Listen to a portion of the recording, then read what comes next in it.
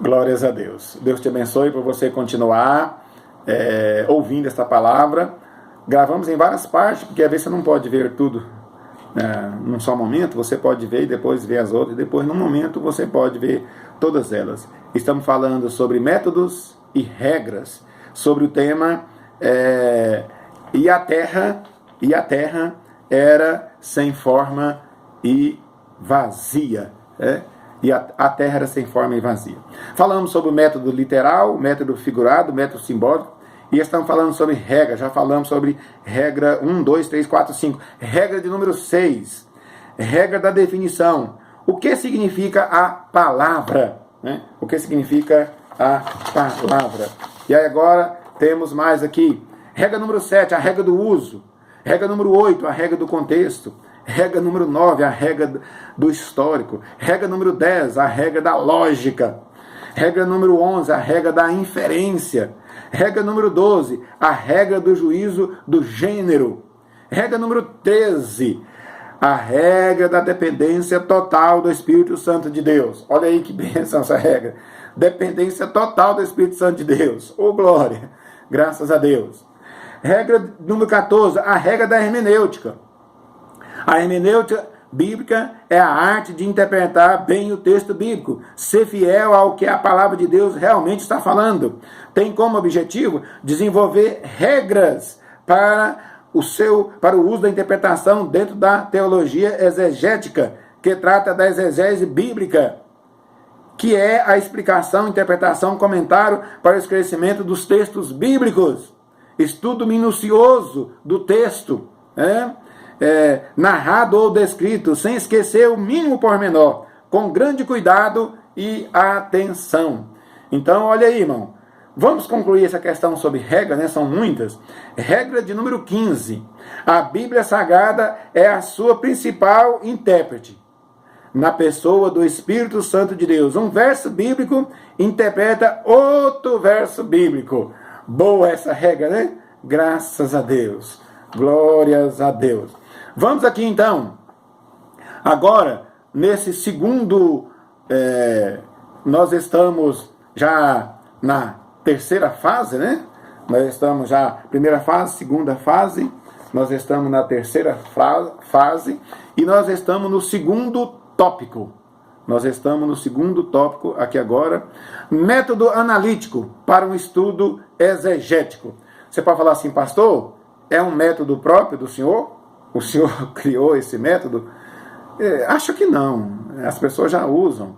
Talvez não tenha esse nome aqui, que eu coloquei aqui. Método analítico para um estudo exegético. Esse método é que eu estou usando para traduzir Gênesis. No princípio criou Deus os céus, a terra e as águas. E a terra era sem forma e vazia. Então, eu vou usar o método analítico para um estudo exegético. E tem um versículo aqui, está pedindo para nós ler, aliás, 3 versículos. Atos 17. Atos 17. Acho que vai falar sobre os bereanos, Atos 17, versículo 10, 11, 12.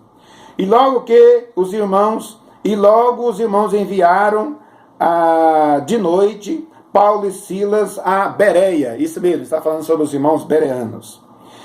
E eles chegaram lá, foram à sinagoga dos judeus. Ora, esses irmãos bereanos foram mais nobres do que os que estavam em Tessalônica, porque de bom grado receberam a palavra, examinando cada dia nas escrituras se essas coisas eram assim. Isso é um método analítico para um estudo exegético. Foi usado pelos irmãos bereanos, mesmo que não tinha esse nome, que nós estamos dando esse nome aqui agora. Versículo 12. De sorte que creram muito deles, e também muitas mulheres gregas da classe nobre, e não poucos varões, ou seja, muitos varões. Olha aí que método maravilhoso é este aqui que foi utilizado. Método analítico para um estudo exegético. O que é que nós temos aqui? O que é que o leitor da Bíblia, o estudante da Bíblia, tem aqui? O leitor do método analítico é aquele que procede por análise, ou seja, uma decomposição de um todo em partes, né? Decomposição de um todo em parte. Pega lá em Gênesis, vai lá em Apocalipse, versículo por versículo, um versículo interpreta outro versículo. Não são do Espírito Santo de Deus, é claro, né? Então, leitor do método analítico é aquele que procede por análise, decomposição de um todo em parte. Exame minucioso de cada uma das partes. Cada parte que ele pega, ele faz um exame minucioso. Neste livro, neste outro livro, neste outro livro, neste outro livro, Antigo Testamento, né, Novo Testamento, e aí então ele chega a uma conclusão, não são do Espírito Santo de Deus.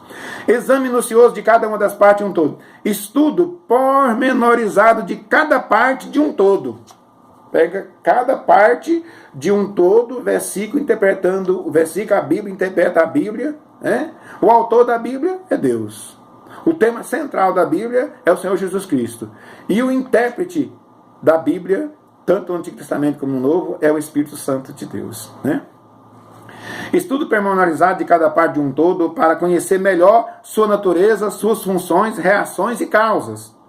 O leitor quer entender a estrutura, o contexto e objetivo do texto. Para quem está falando? Que época falou? Por que falou assim? É muito importante. Então, método analítico para um estudo exegético. Vejamos aqui o relato de Deus a Moisés sobre a criação da terra, dos céus, das águas, das criaturas e de todo o universo. É lá aquele texto que nós lemos no início, né? Nós lemos Gênesis 1, do 1 ao 12. Depois nós lemos em Gênesis 1, versículo 26 a 28. E nós lemos também em Gênesis 2, versículo 4 a 9, versículo 18 a 25. Então vamos voltar aqui ao texto inicial, a Gênesis capítulo 1 e a Gênesis capítulo 2. O que temos para aprender aqui dentro do método analítico para um estudo exegético, né? Vamos lá. No versículo 2, o que nós vemos no versículo 2? E a terra era sem forma e vazia. Tá. Observação. Uma terra toda coberta com água e sem nenhuma vegetação, né? Que o versículo 3 fala, versículo 2 fala que havia trevas sobre a face do abismo e o Espírito de Deus se movia sobre a face das águas. Aí é que Deus disse, haja luz e houve luz. Aí começou então a criação. Então, versículo 2, e a terra era sem forma e vazia, uma terra toda coberta com água e sem nenhuma vegetação. Por que sem nenhuma vegetação? Vamos ler os versículos 20, 21 e 22. Versículos 20, 21 e 22. E disse Deus, produza as águas abundantemente, réptil de alma vivente. E voe as aves sobre toda a face da expansão dos céus. E criou Deus as grandes baleias e todo réptil de alma vivente que as águas abundantemente produziram conforme a sua espécie, e toda ave de asas conforme a sua espécie, viu Deus que era bom. Até o 22. E Deus os abençoou, dizendo, frutificai, multiplicai e enchei as águas dos mares, e as aves se multipliquem na terra. Correto? Aí, você tem aquela passagem, né? As pessoas citam muito Isaías 45. Tá? Então, vamos lá em Isaías 45. Isaías 45. Vamos ver os versículos 18 e 19. Isaías 45, versículo 18 e 19. Porque assim diz o Senhor que tem criado os céus, o Deus que formou a terra e a fez. Ele a estabeleceu, não a criou vazia, mas a formou para que fosse habitada. Eu sou o Senhor e não há outro. Está pedindo para ler o versículo 19 também. Não falei em segredo, nem em lugar algum escuro da terra. Não disse a descendência de Jacó, buscar-me-ei em vão, buscar-me em vão. Eu sou o Senhor que falo a justiça e que anuncio coisas retas. Nós vamos continuar no próxima parte.